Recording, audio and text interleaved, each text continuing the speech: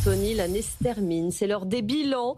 Pas facile dans un domaine comme l'IA où les choses avancent à toute vitesse. Alors on va commencer aujourd'hui par les tops. Demain on s'occupera des flops. Mais ce qui s'est bien passé là, on va commencer par le positif. Oui, bien sûr. Alors la première chose, en tout cas ce qui m'a frappé, moi, c'est, on va dire, le début d'intégration réussie de l'intelligence artificielle dans des objets de la vie de tous les jours. Ce qu'on avait tenté auparavant et ce qui fonctionnait pas forcément très très bien. Je pense par exemple aux lunettes. On a beaucoup parlé évidemment des lunettes connectées. Là, ça commence à prendre. Alors le carton des Ray-Ban Meta, évidemment, qui sont aujourd'hui le modèle de Ray-Ban le plus vendu. L'idée d'embarquer une IA qui va permettre aux lunettes d'analyser tout ce qui nous entoure. On peut leur poser des questions, on peut passer des appels, sachant que c'est la première étape, que ça va se poursuivre en 2026. Vous savez que tous les fabricants sont sur le coup. On va avoir une nouvelle version des Google Glass, par exemple. On a Apple qui travaille sur le sujet également, avec, par exemple, de la réalité augmentée. Ça va être la brique supplémentaire qui va permettre, en plus de l'IA, d'intégrer des informations directement dans mon champ de vision sur les verres des lunettes, les flèches du GPS quand je suis en train de faire mon footing, par exemple, les sous-titres quand je suis en train de discuter avec quelqu'un dans une langue étrangère. Et ce qui est intéressant, c'est que tous ces fabricants, ils semblent avoir retenu la leçon de l'échec des Google Glass, les premières, vous vous souvenez ? Ça a servi, ouais. Ça a servi, parce que maintenant, en fait, on se retrouve avec des lunettes qui ressemblent à des lunettes, et simplement, on ajoute cette petite brique d'intelligence artificielle en plus, et visiblement, les consommateurs, commencent à mordre à l'hameçon, si l'on peut dire. Donc, de ce point de vue-là, c'est plutôt une réussite. Quand on parle d'intégration réussie, je pense aussi aux écouteurs. Les écouteurs qui, eux aussi, intègrent maintenant de l'intelligence artificielle avec des fonctionnalités qui sont quand même très intéressantes. Par exemple, la traduction instantanée, on l'a vu avec la récente mise à jour des AirPods, mais c'est déjà le cas depuis belle lurette, avec les Google Pixel Buds, par exemple. Donc là, vous parlez avec un Chinois et vous allez avoir la traduction instantanée comme si vous aviez un interprète qui vous murmurait dans le creux de l'oreille. Voilà encore une intégration très concrète de l'intelligence artificielle avec des applications extrêmement pratiques, que ce soit dans le cadre personnel ou professionnel d'ailleurs. Concernant les lunettes, c'est presque une leçon de patience pour le coup. Exactement. Vraiment, on y est revenu à plusieurs fois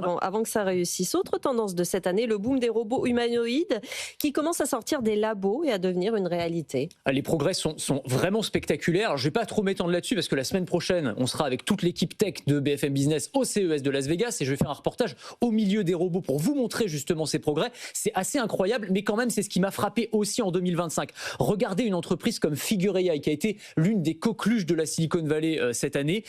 C'est une entreprise qui fabrique des robots humanoïdes. Alors, avec des vidéos qui sont incroyables, où on les voit qui rangent la vaisselle, qui plient le linge, des choses qui sont extrêmement à faire historiquement pour des robots. Et c'est ça qui a changé fondamentalement. C'est-à-dire que jusqu'ici, on avait des robots qui étaient spectaculaires, mais il fallait quand même les programmer pour une tâche. Et puis quand on voulait les programmer pour une autre tâche, il fallait reprendre de zéro. Là, avec l'intelligence artificielle, la révolution, c'est que le robot, il va pouvoir apprendre en regardant les humains. On va regarder les humains et on va être capable de reproduire quasiment au millimètre près leurs gestes, ce qui laisse présager une époque où on aura des robots à tout faire, des robots à usage général, c'est-à-dire qu'ils seront capables en fait de réaliser n'importe quelle tâche potentiellement réalisable par l'être humain.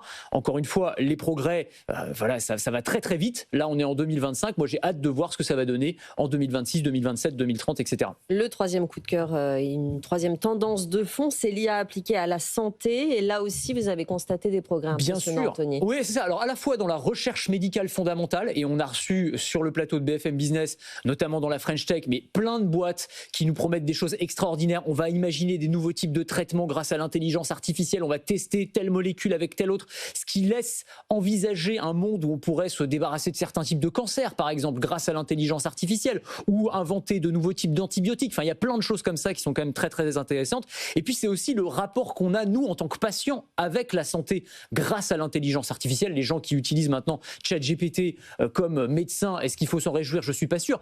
Encore que, on a aujourd'hui des outils. C'est Microsoft qui a publié dans une revue scientifique les résultats de sa super intelligence médicale qui est 4 fois plus efficace que les médecins sur du diagnostic, pas seulement sur de l'analyse d'images médicales, mais sur du diagnostic en discutant avec les patients. Il s'agit évidemment de pas de dire qu'on va remplacer les médecins, mais dans les déserts médicaux, par exemple, ça pourrait être des outils de pré-diagnostic extrêmement précieux en utilisant l'intelligence artificielle. Donc ça aussi, ça va être une des grandes tendances 2025 et 2026. Ça aussi, c'est en train de se construire et c'est quand même plutôt une bonne nouvelle. Merci beaucoup, Anthony.